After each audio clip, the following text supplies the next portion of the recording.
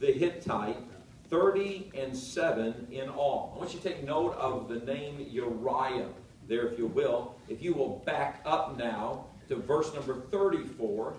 In verse number 34, the very end, it says, Eliam, the son of Ahithophel, the Gileonite. So among the mighty men are listed two of the mighty men, that Eliam, and then, or Eliam and Uriah.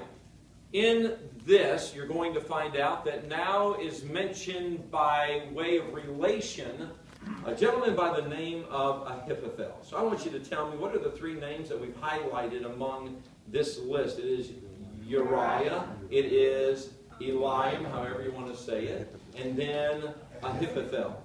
You're going to find out that these three carry something in common. These three are very much going to be a part of our story. Now, if you would return to 1 Samuel chapter 11. And let's look at where the first one is found, 1 Samuel chapter 11. And in 1 Samuel chapter 11, you're going to find that we know Uriah. Uriah is a very famous man. If you know anything about the stories of the Bible, you're going to find out that if you'll notice in verse number, let's go to verse number 6. And David sent to Joab, saying, Send me Uriah the Hittite.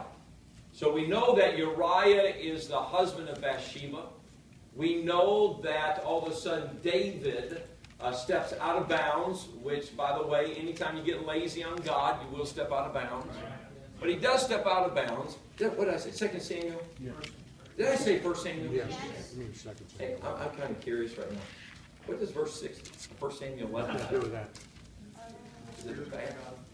Oh, yeah, it's not that one. 2 Samuel chapter 11. And I was sitting there going, man, I did that the other day. And a guy said, if you get the right Bible, we could understand you. You got the right Bible. I'm on the wrong street. Amen. So, 2 Samuel chapter 11.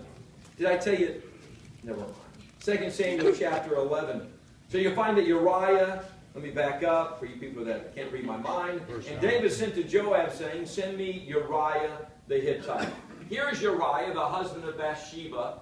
David steps outside of his bounds, and then he has idle time. He then gets into this horrific sin with Bathsheba. So this is Uriah's tie to Bathsheba. Now, if you'll back up a little bit in verse number 3, it says this, 2 Samuel 11:3, And David sent and inquired after the woman, and one said, Is not this Bathsheba the daughter of Eliam, the wife of Uriah? So now we find, if you will, go back to 2 Samuel chapter 23. We'll go forward. Are you catching the connect? Yep. Here you have Uriah, one of David's mighty men. Now we've just found out that Uriah is the husband of Bathsheba. Now we have found out that Eliam is the what, please? Is the son-in-law, right? So we have the daughter of Eliam. So Eliam, Bathsheba now is her father. Are y'all with me? Mm-hmm. Her father, Uriah's father-in-law. And then there's another gentleman listed there in verse number 34, and it is this. So Eliam, the son of who? Ahithophel. So now we know that Bathsheba now is the granddaughter of Ahithophel. This is what I love about the Bible. Some people like to cut out the genealogies. But let me tell you something. Genealogies are those little bitty road maps to help you understand a lot about the Bible and a lot about the dynamics of the Bible. Now, if you will, go to 2 Samuel chapter 15. This is when Ahithophel comes onto the scene. Ahithophel comes onto the scene, and this is where he comes on to. We know in chapter 15 and verse number 1, And it came to pass after this that Absalom prepared him chariots and horses and 50 men to run before him.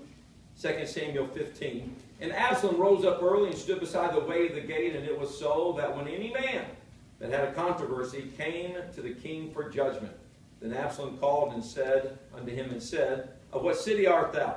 And he said, Thy servant is one of the tribes of Israel. And Absalom said unto him, See, thy matters are good and right, but there is no man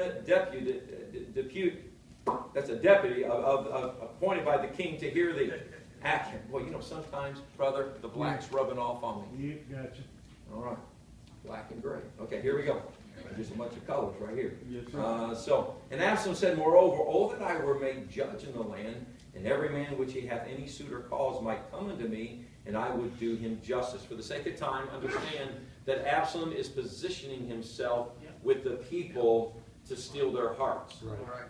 Absalom is getting ready to overthrow the government. And in his quest to overthrow this government, he now needs a spiritual stamp of approval for his rebellion. Right. So his rebellion needs some spiritualization to it. Right. And so now he calls in verse number 12. Verse number 12, it says, And Absalom sent for who? Ahithophel. Now we've seen this name before. Ahithophel is the grandfather of who? Bathsheba. Right. Okay, are y'all with me? So now you're going to find out that Absalom sent for Ahithophel, the Gileonite, David's what? So all of a sudden you're going to find this connect, this story and this plot is starting to thicken and is starting to become very clear that you have here David goes after Bathsheba. David realizes he's going to have a baby out of wedlock, so he plots the murder of Uriah. Here is David's counselor this entire time named Ahithophel. Right. His son-in-law, his grandson-in-law, if you will, his grandson by marriage. He's one of David's mighty men. Right. And in fact, his granddaughter already had a mighty man, her daddy. Right. That's right. And then she married someone just like daddy. And all of a sudden, this family, then all of a sudden, Uriah comes back, and Uriah dies. And then it's found out that Bathsheba has a baby, but it's not Uriah's. Not combined, it's the king's. Here's David's counselor. Correct. Sitting right here next to him, Right. only to find out that his granddaughter now has been done this by the king. Yeah. Absalom. So here you have Absalom trying to overthrow the government.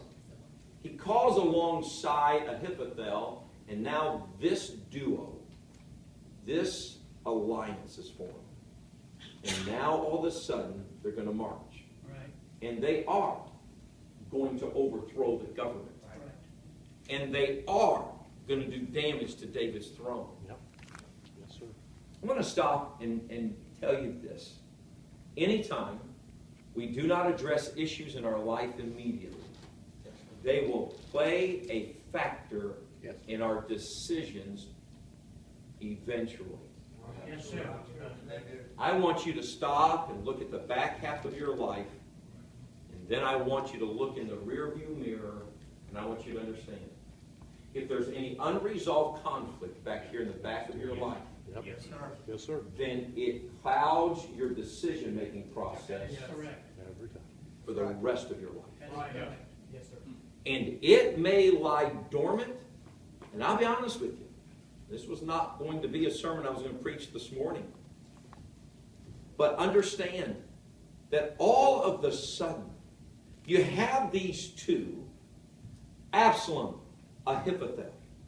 Both these men carried unresolved conflict. You say, well, what was Absalom's big deal?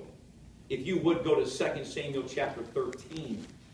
2 Samuel chapter 13. We already know what Ahithophel's big deal was. David, you went after my granddaughter. Now let me just stop and tell you all this. Listen to this. If you touch my wife, you will not live to see tomorrow. If you do something to my daughter, I will burn you and your family to the ground. But unless you have a granddaughter, I may have a granddaughter.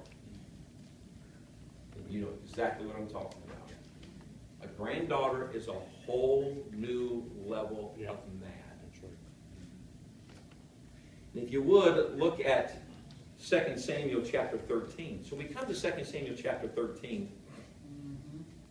And it came to pass after this that Absalom, the son of David, had a fair sister whose name was Tamar.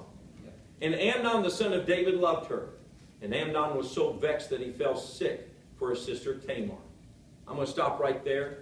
I'm just going to let you know that something bad is about to happen. If you'll go down to verse number, and let me make sure I got the right one, and come all the way down to verse number 20. Something bad happens to Tamar, and Tamar shows up at Absalom's door. Verse 20, and Absalom, her brother, said unto her, Hath Amnon, thy brother, been with thee? Mm-hmm. But hold now thy peace, my sister, he is thy brother. Regard not this thing. So Tamar remained desolate in her husband, in her brother Absalom's house. But when King David heard of all these things, he was very wroth.